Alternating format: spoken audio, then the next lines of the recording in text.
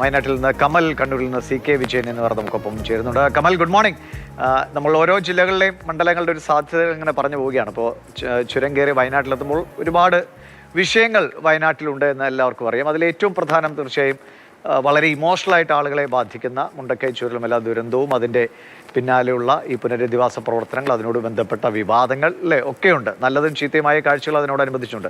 അത് വൈകാരികമായ ആളുകളെ സ്പർശിക്കുന്നതുമാണ്. ചിലപ്പോൾ രാഷ്ട്രീയത്തിന് ആളുകൾ ആ കാര്യങ്ങളിലൊക്കെ ചിന്തിക്കുന്നതുമാണ്. അത് ഏത് നിലയ്ക്ക് ആർക്ക് ഏത് മുന്നണിക്ക് ഗുണം ചെയ്യുമെന്നൊക്കെ ഇപ്പോൾ പറയാൻ കഴിയില്ല.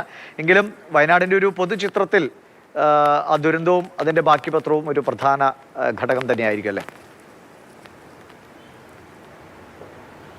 ഗുഡ് മോർണിംഗ് ദിവിഷ് പറഞ്ഞതുപോലെ തന്നെ ഈ വയനാട്ടിലെ ദുരന്തവും അതിൻ്റെ പുനരധിവാസവും ഒക്കെ സംസ്ഥാനം മൊത്തം നിയമസഭാ തെരഞ്ഞെടുപ്പിൽ ചർച്ചയായിരുന്നു. പക്ഷേ വയനാട്ടിലെ മണ്ഡലങ്ങളിൽ അത് തെരഞ്ഞെടുപ്പ് ഫലത്തെ ഏതെങ്കിലും രീതിയിൽ സ്വാധീനിക്കുമോ എന്ന് പറയാനാകില്ല. അത് അത്ര വലിയൊരു വിഷയമായി വയനാട്ടിലെ മണ്ഡലങ്ങളിൽ വന്നോ എന്ന് എനിക്ക് സംശയമുണ്ട്. പ്രത്യേകിച്ച് കൽപ്പറ്റ നിയോജക മണ്ഡലത്തിലാണ് ഈ പുനരധിവാസവും പ്രവർത്തനങ്ങളും അതുപോലെ ദുരന്തം നടന്നതുമെല്ലാം. ദുരന്തബാധിതരെ സംബന്ധിച്ചിടത്തോളം അവർക്ക് സംസ്ഥാന സർക്കാരിനോട് വലിയ രീതിയിൽ താല്പര്യമുണ്ട്. പ്രത്യേകിച്ച് സംസ്ഥാന സർക്കാരിൻ്റെ നടപടികളെ അവർ അനുകൂലിക്കുന്നുണ്ട്, ഒരുപാട് സഹായം ചെയ്തതായി അവർ കരുതുന്നുണ്ട്. അതേപോലെ തന്നെ സിറ്റിംഗ് MLA ടി സിദ്ദിഖിനോടും അവർക്ക് വിരോധമില്ല. പ്രതിപക്ഷ MLA ആണെങ്കിലും അദ്ദേഹവും അവരോടൊപ്പം ചേർന്ന് നിന്നതാണ്. അതുകൊണ്ട് അത് കൽപ്പറ്റ മണ്ഡലത്തിൽ ആ വിഷയം വലിയ രീതിയിൽ ഉയർന്നു വരുമെന്ന് തോന്നുന്നില്ല. പക്ഷേ 3 മണ്ഡലങ്ങളിലും വലിയ രീതിയിലുള്ള പോരാട്ടം തന്നെയാണ് നടന്നത്. കൽപ്പറ്റയിൽ ടി സിദ്ദിഖിന് എതിരാളിയായി എത്തിയത് RJD സ്ഥാനാർത്ഥി PK അനിൽകുമാറാണ്.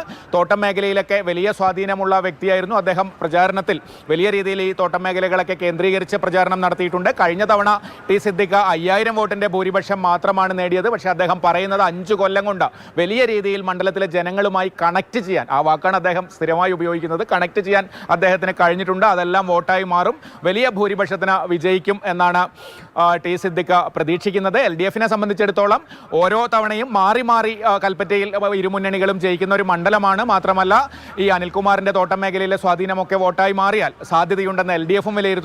വയനാട്ടിലെ ഏറ്റവും ശ്രദ്ധേയമായ ഒരു പോരാട്ടം നടക്കുന്ന മണ്ഡലം മാനന്തവാടിയാണ്. മാനന്തവാടി പരമ്പരാഗതമായി UDF മണ്ഡലമാണ്.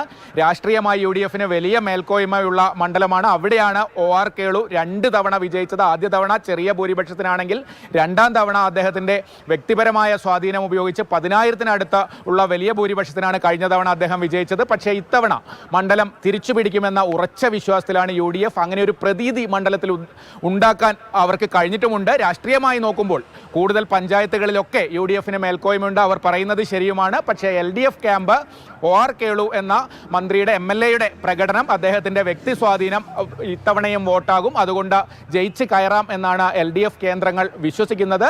രാഷ്ട്രീയമായി എന്തായാലും UDFന് തന്നെയാണ് മാനന്തവാടിയിൽ മേൽക്കോയ്മ. പക്ഷേ OR കേളുവിൻ്റെ വ്യക്തിപ്രഭാവം അദ്ദേഹത്തെ വിജയിപ്പിക്കുമോ എന്നാണ് കണ്ടറിയേണ്ടത്. സുൽത്താൻ ബത്തേരിയാണ് 3ാമത്തെ മണ്ഡലം. ഒരുപാട് വിവാദങ്ങൾ, NM വിജയൻ്റെ ആത്മഹത്യ, IC ബാലകൃഷ്ണനുമായി ബന്ധപ്പെട്ട കേസുകൾ, അദ്ദേഹം സ്ഥാനാർത്ഥിയാകുമോ എന്ന തർക്കങ്ങളൊക്കെ ഉണ്ടായിരുന്നു. LDFനെ സംബന്ധിച്ച് കഴിഞ്ഞ തവണ മത്സരിച്ച വിശ്വനാഥനെ തന്നെയാണ് സ്ഥാനാർത്ഥിയാക്കിയത്. ചില പഞ്ചായത്തുകളിലെങ്കിലും UDFൻ്റെ പരമ്പരാഗത പഞ്ചായത്തുകളിൽ വോട്ട് ചോർച്ചയുണ്ടാകുമെന്ന് LDF കണക്ക് കൂട്ടുന്നു. അപ്പോഴും നല്ലൊരു ഭൂരിപക്ഷത്തിൽ ജയിച്ചു കയറാമെന്ന് UDFും കരുതുന്നു. സുൽത്താൻ ബത്തേരി നഗരസഭ, അമ്പലവയൽ പഞ്ചായത്ത് പോലുള്ള സ്ഥലങ്ങളിൽ UDF വലിയ മേൽക്കോയ്മ നേടും. മീനങ്ങാടിയാണ് LDFന് സ്വാധീനമുള്ള ഒരു പഞ്ചായത്തുള്ളത്. പക്ഷേ പുൽപ്പള്ളി, മുള്ളൻകൊല്ലി തുടങ്ങിയ കുടിയേറ്റ മേഖലകൾ ആരോടൊപ്പം നിൽക്കും?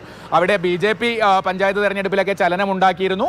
മാത്രമല്ല കോൺഗ്രസിൽ വലിയ ഗ്രൂപ്പ് തർക്കവും അസംതൃപ്തിയും പഞ്ചായത്ത് അംഗത്തിൻ്റെ ആത്മഹത്യയും ഒക്കെ നടന്നത് മുള്ളൻകൊല്ലിയിലാണ്. ആ 2 പഞ്ചായത്തുകൾ UDFൻ്റെ കോട്ടകളായിരുന്നു ഒരു കാലത്ത്. ഇത്തവണ അതിന് ഇളക്കം തട്ടുമോ? അത് എത്രത്തോളം IC ബാലകൃഷ്ണനെ ബാധിക്കും? ഇതാണ് ബത്തേരിയിൽ അറിയാനുള്ളത്.